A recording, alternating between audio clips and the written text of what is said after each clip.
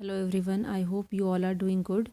So today we are going to start a new chapter and the name of the chapter is ratio and proportion.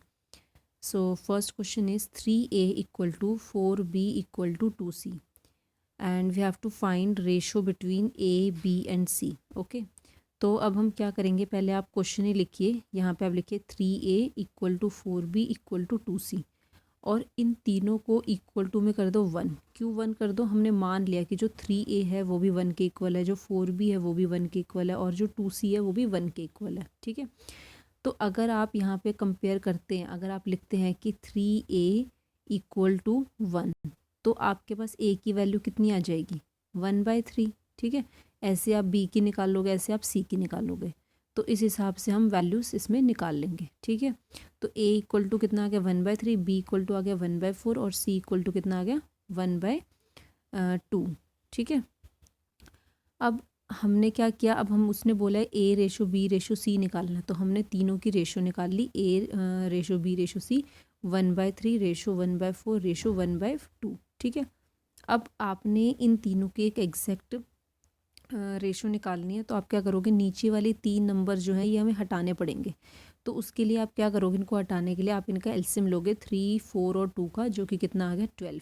अब आप क्या करोगे, जो आपका 1/3 है उसको भी आप 12 से मल्टीप्लाई करो, जो आपके पास 1/4 था उसको भी आप 12 से मल्टीप्लाई करो और 1/2 जो था उसको भी 12 से मल्टीप्लाई करो। तो ऐसा करने से क्या होगा कि ये जो नीचे के जो डिनोमिनेटर था वो कट जाएगा, 3 4 ज़ा 4 3 ज़ा, ठीक है, और ऐसे ही 2 6 ज़ा। तो ऐसे करने से क्या होगा कि हमें ए और बी और सी की रेशो मिल जाएगी, जो कि क्या होगी 4:3:6। ठीक है, तो जब भी आपको अगर अपॉन में कोई नंबर दे रखा हो और उसकी अगर आपने रेशो फाइंड करना है तो हम एलसीएम निकाल के उस नंबर को सारे रेशो से मल्टीप्लाई कर देते हैं। अब नेक्स्ट क्वेश्चन में बोला है कि 1/3 a equal to 1/4 b equal to 1/7 c। यहाँ पे आपको a b c की रेशो निकालनी है। तो इसमें आप क्या करोगे, देखो आपको यहाँ पे फिर से ये तीनों नंबर्स हमारे पास इक्वल दे रखे हैं, तो आप क्या करो 1/3 a को इक्वल कर दो और 1/4 b इक्वल टू 1/c और इसको इक्वल कर दो 1 के। तो अगर आप यहाँ से a की वैल्यू निकालोगे तो a की वैल्यू कितनी आ जाएगी, ये 3 इधर आएगा तो ये मल्टीप्लाई में हो जाएगा, तो a की वैल्यू हो जाएगी 1 × 3 जो कि कितना होगा 3। ठीक है, ऐसे आप b की निकाल लोगे 4 को 1 के पास लेके जाके, ऐसे c की निकालोगे 7 को 1 के पास लेके जाके, तो आपके पास a b c की जो रेशो होगी वो कितनी आ जाएगी 3:4:7। ठीक है, तो आपने इसमें बिल्कुल भी कंफ्यूज नहीं होना, बस आपने क्या करना है कि जो भी आपको रेशो दे रखी है उसको आपने इक्वल टू में 1 कर दो और फिर सॉल्व करते चलो। ठीक है, चलो अब नेक्स्ट क्वेश्चन में बोला है 20% of A equal to 30% of B equal to 40% of C. तो अब आप इसमें क्या करोगे, पहले तो तीनों के परसेंटेज काट दो क्योंकि तीनों इक्वल टू में है। ठीक है, फिर इनके ज़ीरोस काट दो जो कट रहे हैं। तो अब ऐसा करने से हमारे पास क्या आया 2a equal to 3b equal to 4c। ठीक है, तो हमने अब क्या करना है a ratio b ratio c निकालना है। तो ये सेम वही क्वेश्चन हो गया जो हमने फर्स्ट वाला किया था कि 2a equal to 3b equal to 4c equal to क्या ले लें 1। ठीक है, फिर अगर आप इसको 1 से कंपेयर करोगे तो a की वैल्यू कितनी आ जाएगी 1/2। इसको अगर आप 1 से कंपेयर करोगे तो b की वैल्यू कितनी आ जाएगी हमारे पास कि 1/3 और ऐसे ही इसको करोगे तो कितना आ जाएगा 1/4। तो 1 अब आपने रेशो निकालनी है 1/2 रेशो 1/3 रेशो 1/4। तो अभी नीचे हमारा बेस है तो आपको क्या करना पड़ेगा, इसका एलसीएम लेना पड़ेगा। ठीक है, तो जब आप अब एलसीएम लोगे इसका 2 3 और 4 का तो हमारे पास कितना आएगा वो, तो वो हम करके देख लेते हैं। यहाँ पे आप सिंपल अपना ऐसे करो 2 3 और 4 का, तो 2 से करेंगे तो 2 1 ज़ा 2, 3 को एज इट इज़ 2 2 ज़ा 4। अब आप इसको आगे फिर 2 से करो फिर 3 से करो तो हमारे पास कितना आ जाएगा 3 2 ज़ा 6 और 6 2 ज़ा 12 आ गया। तो इसका मतलब कि जो आपका 1/2 है उसको भी आपने 12 से मल्टीप्लाई करना है, 1/3 को भी आपने 12 से मल्टीप्लाई करना है और 1/4 को भी क्या करना है 12 से मल्टीप्लाई करना है। तो यहाँ से आपके पास 2 6 ज़ा 12, 3 4 ज़ा 12 और 4 3 ज़ा। ठीक है, तो आपके पास ये कितना आ जाएगा 6:4:3। ठीक है, ये आपका क्वेश्चन हो गया। नाउ नेक्स्ट क्वेश्चन में हमें अब ये हमारा एक टाइप थी ये। ठीक है, ये फर्स्ट टाइप थी जो हमारी कंप्लीट हो गई है। Now come to next next type में हमें बोला है the ratio of income of A and B is 3:4. The ratio of expenditure of both is 2:3 and each saves 200 rupees. Find the income of A and B. कि आपको ratio दे रखी है किस किस की, इनकम्स की रेशो दे रखी है ए और बी की 3:4, और उनका जो एक्सपेंडिचर है मतलब जो उनका खर्चा है वो कितना दे रखा है, उनकी रेशो 2:3. अब हर एक जो ए है वो भी सेव कर रहा है 200 और जो बी है वो भी सेव कर रहा है 200. तो आपने क्या करना है कि ए और बी की इनकम निकालनी है आपने फाइनल. ठीक है, तो अभी देखो अगर आप इनकम में से एक्सपेंडिचर अगर माइनस कर देते हो तो आपके पास क्या आ जाता है, सेव.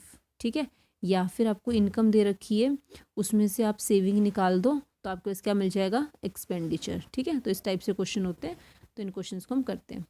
तो यहाँ पे आपने लिखा ए और यहाँ लिखा बी. तो इनकम की रेशो कितनी दी हुई थी आपको, 3:4. एक्सपेंडिचर की रेशो कितनी रखी थी, 2:3. तो अभी देखो मैंने आपको बताया कि इनकम और एक्सपेंडिचर को माइनस करेंगे तो कितना मिलेगा हमें, सेविंग मिलेगी, है ना. तो आपने 3 और 2 की आपने को सब्ट्रैक्ट किया तो कितना मिल गया, 1. ऐसे ही 4 और 3 को माइनस किया तो कितना मिल गया, 1. तो इसका मतलब ये 1 क्या है हमारा, ये सेविंग है. पर क्वेश्चन में क्या बोला है कि सेविंग हर बार कितनी है, 200. तो मतलब ये 1 नहीं है, ये 200 है, मतलब उसकी 200 टाइम्स ज़्यादा. ठीक है, तो अगर आपने इनकम निकालनी है तो इनकम कितनी थी, 3. तो इसका मतलब ये 3 ना होकर उसका 200 टाइम्स ज़्यादा 600 होगा, और बी की जो इनकम होगी वो 4 ना होकर उसका 200 टाइम्स ज़्यादा 800 होगी. ठीक है, नाउ नेक्स्ट क्वेश्चन में बोला है कि the ratio of income of A and B is 3:2 and ratio of expenditure is 4:3 and their savings are 2000 and 1000. Find income of A and B. अब इसमें क्या बोला है कि आपको ए और बी की जो इनकम है वो दे रखी है और एक्सपेंडिचर दे रखा है, और बोला है कि दोनों में से दोनों की जो सेविंग है वो कितनी है, 200 और 1000. तो अब ना इनकी जो सेविंग है वो इक्वल नहीं है. अगर इक्वल होती तो हम बिल्कुल पीछे वाले क्वेश्चन की तरह इस टाइप से कर लेते, पर अभी हमारी इसकी जो सेविंग है वो सेम नहीं है. तो हम क्या करेंगे, इसमें हमने इसमें इनकम को लेट कर लिया कि वो 3x है और इसकी इनकम है 2x. एक्सपेंडिचर को यहाँ पे 4:3 रखा तो 4 और 3 मान लिया. अब देखो इनकम में से जब आप 2000 घटा दोगे तो आपको क्या मिलेगा, एक्सपेंडिचर. तो हमने लिख लिया कि 3x माइनस 2000 इक्वल टू 4. और नीचे दूसरा हमारा क्या है, 2x में से अगर आप उसका सेविंग 1000 रुपये निकाल लोगे तो आपको कितना मिल जाएगा, 3. तो हमने वही उसी चीज़ को रेशो में लिख लिया कि 3x माइनस 2000 अपॉन में 2x माइनस 1000 इक्वल टू 4/3. अब 4/3. तो अब आप इसकी क्या करो, क्रॉस मल्टीप्लाई कर लो कि 4 को आप ये नीचे वाले पूरे नंबर से मल्टीप्लाई कर लो और 3 को ऊपर वाले पूरे नंबर से कर लो. कैसे करोगे, 3 लिखकर और ब्रैकेट के अंदर लिखना 3x माइनस 2000. ठीक है, और इक्वल टू में रखना फिर 4 ब्रैकेट में 2x माइनस 1000. ठीक है, इस तरह से आप सॉल्व करना और वहाँ से आपको क्या मिल जाएगा, इसको जब सॉल्व करोगे तो आपको x की वैल्यू मिल जाएगी 2000. ठीक है, अब उसने क्या बोला है, इनकम निकालनी है. तो इनकम हमने कितनी मानी थी, 3x और 2x. तो 3 इंटू 2000 और 2 इंटू 2000 करके हमें इनकम मिल जाएगी ए और बी की. ठीक है, नाउ नेक्स्ट क्वेश्चन. अब नेक्स्ट क्वेश्चन में हमें क्या बोला है कि number of employees are reduced in the ratio 3:2. कि जो नंबर ऑफ़ एम्प्लॉयज़ है वो कम हुए हैं 3:2. 3:2 मतलब कि पहले 3 थे और अब 2 हो गए हैं. और जो उनकी सैलरी है हर एक एम्प्लॉय की वो बढ़ गई, क्योंकि देखो अगर एक फैक्ट्री है उसमें अगर एम्प्लॉयज़ को हम कम कर देंगे तो लोगों के बीच में जो पैसा बटेगा वो ज़्यादा बटेगा. ठीक है, तो वही जो उनकी जो सैलरी है वो इंक्रीज होगी 4:5 में. मतलब पहले अगर उनको 4 रुपये मिलते थे तो अब उनको 5 रुपये मिलेंगे. By doing so company saves 12,000. और ऐसा करके भी कंपनी जो है वो 12,000 रुपये सेव कर रही है. तो हमें बताना है कि इनिशियल एक्सपेंडिचर क्या था, मतलब कंपनी जो है शुरुआत में कितने रुपए खर्च करती थी अपने एम्प्लॉयज़ के ऊपर. ठीक है, तो आप इसमें लिखेंगे पहले कितना था और अब कितना था. तो नंबर कितने थे, नंबर ऑफ़ एम्प्लॉयज़ 3 से 2 हुए. इनकम कितनी हुई है, 4 से 5 हुई है. तो देखो अगर मान लो अगर एक एम्प्लॉय को 4 पे मिलते तो 3 को कितने मिलेंगे, 4 इंटू 3. तो इसलिए हमने 3 इंटू 4 या 4 इंटू 3 यहाँ पे लिख लिया है. नेक्स्ट हमने यहाँ पे लिखा है 2 इंटू 5. ठीक है, तो यहाँ पे हमने क्या करा, जो हमारे पास 3 × 4 करके 12 आया और 2 × 5 करके 10 आया, तो इसका मतलब क्या हुआ कि पहले जो है एम्प्लॉयज़ पे कितने पैसे खर्च हो रहे थे, 12 रुपये, और अभी कितने खर्च हो रहे हैं, 10 रुपये। तो हमने कितने यहाँ पे सेविंग करी है, हमने सेविंग करी है 2 रुपये की, पर क्वेश्चन में बोला है कि 2 रुपये की नहीं करी, कितने की करी है, 12,000 रुपये की। तो मतलब इंटू कितने, 6,000, ठीक है, इंटू 6,000, तभी 12,000 आएंगे। तो इसका मतलब अब उसने पूछा है कि इनिशियल एक्सपेंडिचर कितना था, मतलब इनिशियली कितने रुपए खर्च हो रहे थे, तो वो 12 नहीं हो रहे थे, उसका 6,000 टाइम्स ज़्यादा, मतलब 72,000 रुपीज़ खर्च हो रहे थे। ठीक है, ये हमारा आंसर आ गया। Now next is the ratio of total amount distributed in all male and female as salary is 6:5. The ratio of the salary of each male and female is 2:3. Find the ratio of number of male and female. क्या बोला है कि आपको जो total amount distribute होता था mail और female को एज सैलरी के रूप में, वो कितना होता था, 6:3, और जो हर एक मेल को और हर एक फीमेल को कितना मिलती थी उस सैलरी के बारे में बता रखा है 2:3 में। तो आपने बताना है कि मेल कितने हैं और फीमेल कितने हैं। ठीक है, तो देखो अगर टोटल जो अमाउंट डिस्ट्रीब्यूट होता था वो था 6:5, और उनको एक को कितनी, उनकी एक की जो इनकम थी वो कितनी थी, 2, और इनकी 3। तो अब आप मुझे ये बताओ कि अगर मान लो, मैं आपको बताती हूँ कि 600 रुपये मान लो टोटल दिए जाते थे, ठीक है, और एक इंसान को 200 दिए जा रहे हैं, तो मैं पूछूं कि नंबर ऑफ़ पर्सन कितने हैं, तो आप बोलोगे 3 पर्सन है ना। कैसे पता चला, क्योंकि देखो अगर एक इंसान को 200 रुपये दिए जा रहे हैं, ठीक है, और ऐसे 3 बंदे हैं, तो उनको कितने हो जाएंगे टोटल, 600। तो यही सेम इसमें भी कर रखा है कि 6 हमारे पास टोटल है, 2 एक को मिल रहा है, 5 हमारे पास टोटल है, 3 एक को मिल रहा है। तो आपने यहाँ पे क्या किया कि आपको नंबर ऑफ़ मेल निकालने के लिए नंबर ऑफ़ फीमेल निकालने क्या करोगे, 6 को 2 से डिवाइड कर दोगे, और यहाँ पे आप 5 को 3 से डिवाइड करोगे। ध्यान रखना कि टोटल को आपने 1 से डिवाइड करना, मतलब 5 को 3 से करना, 3 को 5 से नहीं करना। तो जब आप इसको सॉल्व करोगे तो आपके पास कितना आ जाएगा, ये जो 6/2 है ये तो आसानी से कट जाएगा और यहाँ पे 3 आ जाएगा, पर ये जो 5 और 3 वाला है ये नहीं कट पाएगा। तो आपके पास क्या आ जाएगा, यहाँ पे तो आपके पास 3 आ गया सिंपल, और इस तरफ आ गया 5/3, पर ये अच्छा नहीं लग रहा। तो हम क्या करेंगे, इस 3 को हमें रिमूव करना है।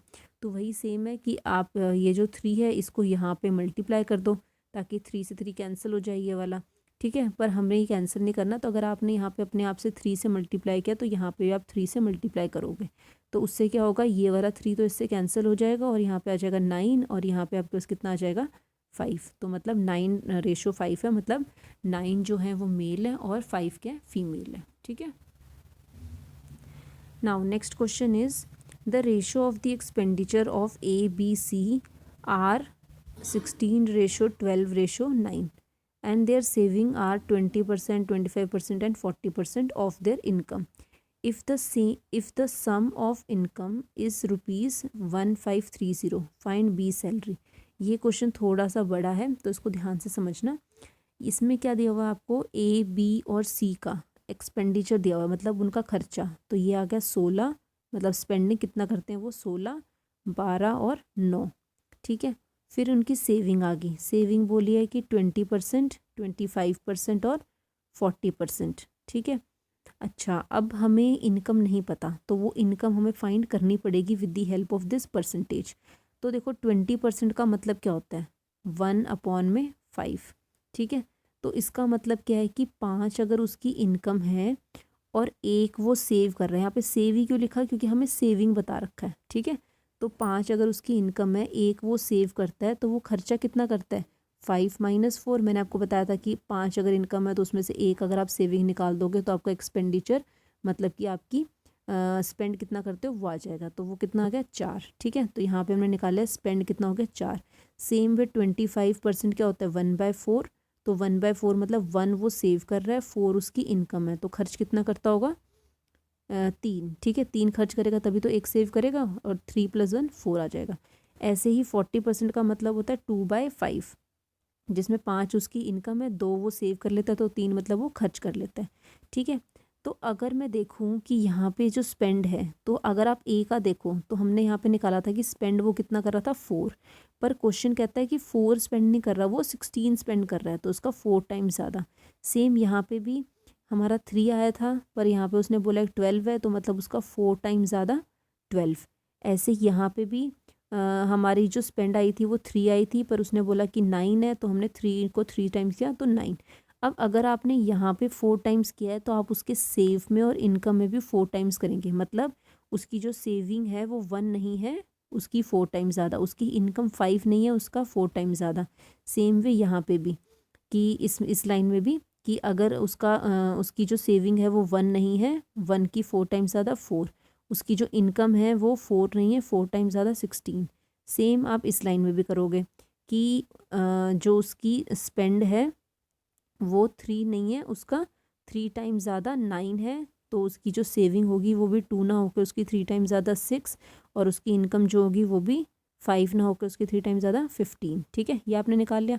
अब अगर हम तीनों की टोटल इनकम देखें कि टोटल इनकम कितनी है, तो कितनी आई है 20, 16 और 15, तो आपने तीनों को प्लस कर लिया, कितना आ गया आपका 51। पर क्वेश्चन हमें कहता है कि टोटल इनकम जो है वो 51 नहीं है। कितनी है? 51 नहीं है। क्वेश्चन में देखो, क्वेश्चन में हमें दे रखा है कि टोटल इनकम उसकी 1530 है। ठीक है, 1530 है।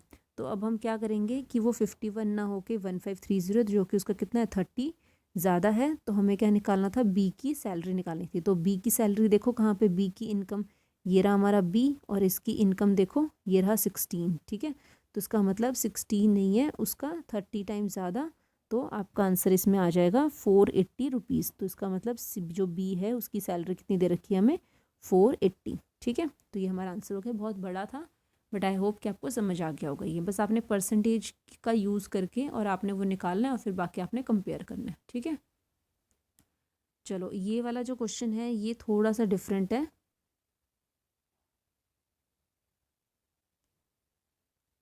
चलो पहले फिर यही वाला क्वेश्चन देख लेते हैं। तो इसमें बोला है कि द प्राइस ऑफ गोल्ड, और अभी देखो इसमें हमारे पास टाइप बता देती हूँ मैं आपको कि आपने सबसे पहले तो वो रेशो वाली टाइप्स देखी थी, ये वाली, ये आपकी फर्स्ट टाइप थी। उसके बाद फिर ये आपकी सेकंड टाइप शुरू होगी थी, और ये आपकी सेकंड टाइप ही चल रही है। ठीक है, ये आपकी पूरी सेकंड टाइप ही थी। नाउ एक ये थर्ड टाइप है, मतलब इसमें बस ये एक तरह का ही क्वेश्चन होता है, तो इसमें एक ही टाइप का है बस ये। तो the price of gold is directly proportional to square of its weight, कि जो भी गोल्ड का प्राइस है वो क्या है, डायरेक्टली प्रोपोर्शनल है किसके साथ में, उसके वेट के स्क्वायर के साथ में। ठीक है, कि जो भी उसका वेट होगा उस वेट को आप, जैसे मैंने बोला कि जो गोल्ड है उसका वेट है 7, तो 7 का आप स्क्वायर कर दो तो मतलब 49, तो इसका मतलब 49 जो होगा वो उसका प्राइस होगा इस हिसाब से। तो a person broke down the gold, अब उस पर्सन ने क्या किया कि गोल्ड को ब्रोक डाउन कर दिया 3 पीसेस में, 3:2:1 में, और उसको ब्रोक करके फिर देखो अभी जो 3 होगा इसका जो प्राइस होगा 3 का स्क्वायर, इसका जो प्राइस होगा 2 का स्क्वायर, और इसका जो प्राइस होगा 1 का स्क्वायर। ठीक है, तो उसने सोचा तो ऐसे होगा कि मैं तीनों को तोड़ देता हूँ, फिर उनका जो प्राइस होगा तो उससे क्या होगा, उसको फ़ायदा हो जाएगा। बट हुआ क्या, उसको नुकसान हो गया 4620 का। तो वो कह रहा है कि पहले जो गोल्ड का प्राइस था वो कितना था। ठीक है, तो देखो वेट ऑफ गोल्ड क्या होगा, इसी रेशो में तोड़ा है, 3:2:1, तो मतलब उसका टोटल कर देंगे हम, प्लस कर देंगे, तो हमें वेट मिल जाएगा 6। ठीक है, अच्छा ये 6 मिल गया, और बोला है कि प्राइस ऑफ गोल्ड क्या है, प्रोपोर्शनल है वेट के स्क्वायर के। तो प्राइस ऑफ गोल्ड क्या आ जाएगा, 6 का स्क्वायर मतलब 36, मतलब अगर वो नहीं ब्रेक करता तो उस टाइम पर जो गोल्ड का प्राइस था वो कितना था 36। पर अब क्या हुआ, उसने 6 को ब्रेक कर दिया 3, 2 और 1 में।